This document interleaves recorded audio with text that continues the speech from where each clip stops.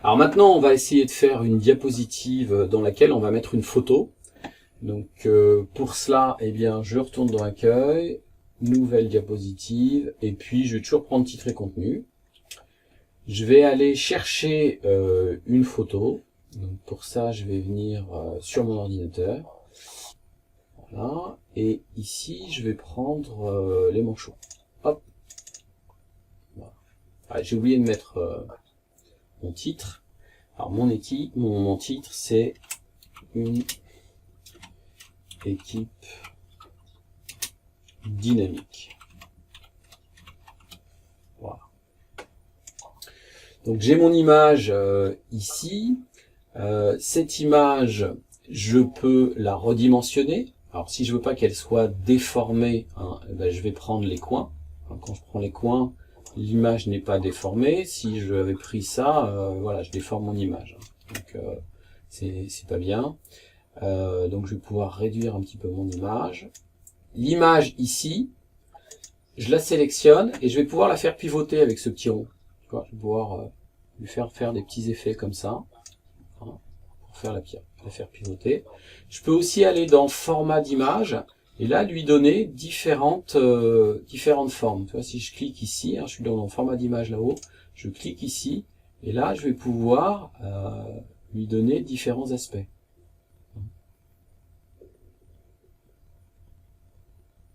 Voilà, il y en a des plus ou moins réussis. Alors, moi, ce que j'aime bien dans les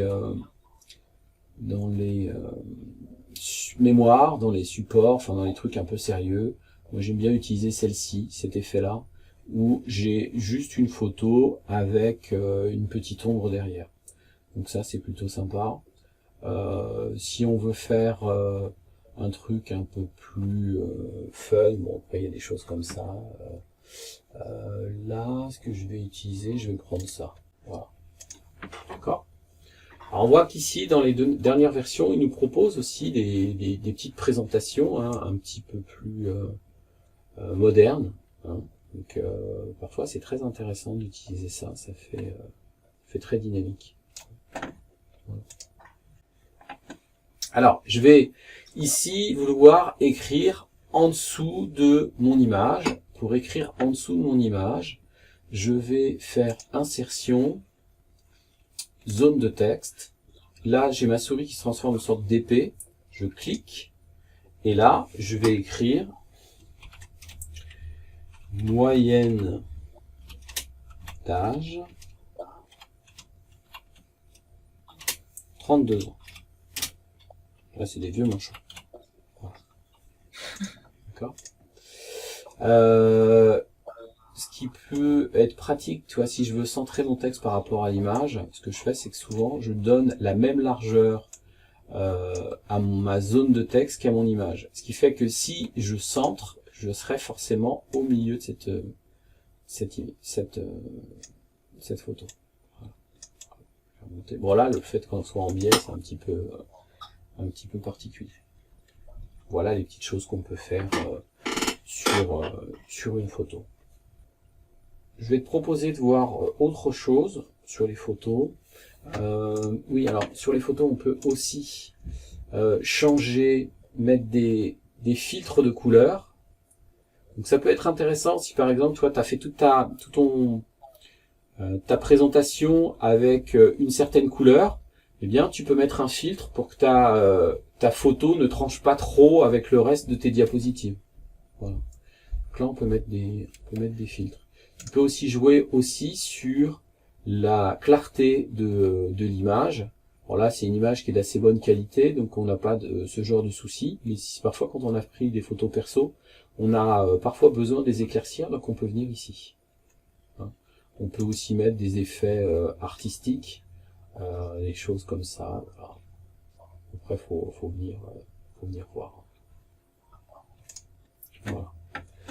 Alors, on va voir maintenant une commande que les gens aiment beaucoup. Donc pour ça, on va créer une nouvelle diapositive. On va créer une nouvelle diapositive et une diapositive vide. Dans cette nouvelle diapositive, je vais ajouter une image. Alors, pour ajouter, je peux ajouter une image comme ça, hein, donc à partir de cet appareil. Et je vais prendre mon champ de coquelicot. Voilà, j'ai un champ de coquelicot. Et puis, je vais rajouter une autre image par-dessus.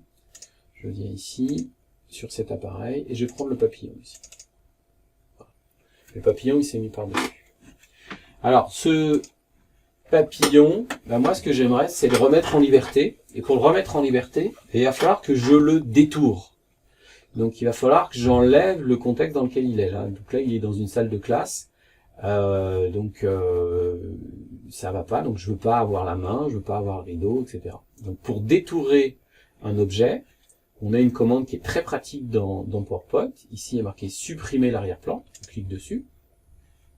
Et là, tu vois, il a essayé de me détourer mon objet. Ils ont pas forcément, je voulais faire un zoom, je vais faire un zoom pour que ce soit un petit peu plus gros. Voilà. Donc là, on voit qu'il reste un morceau de rideau.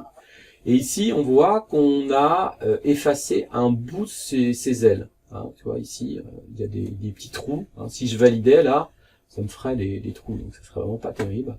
Donc, je peux y retourner. Voilà. Et ici, je vais pouvoir faire des traits sur les zones que je veux conserver et les zones que je veux éliminer. Donc, je vais cliquer sur zone à conserver. Donc, ce que je veux conserver, bah, c'est le petit bout d'aile, là, ici. Ici aussi, ici aussi. Donc, ouais, tu vois, ça se fait vraiment très facilement. Et les zones que je veux supprimer, bah, c'est avec la partie du rideau. Là. Donc, je fais un trait dessus. Hop. Voilà. Ici, ça n'a pas suffi. Voilà. Est-ce qu'il y a autre chose? Non, ça me semble pas mal, ça. Hein. Donc, je vais valider. Et là, si je reviens sur mon zoom classique, eh bien, j'ai mon papillon qui se retrouve dans mon champ de coquelicot. Alors, ce papillon, je vais pouvoir le réduire. Voilà. Je vais pouvoir l'incliner. Voilà. Je vais le mettre ici, comme ça. Je vais pouvoir lui faire faire des bébés. Voilà. Hop. Venir ici. Hop. Hop. On va faire des petits papillons. Hop, voilà.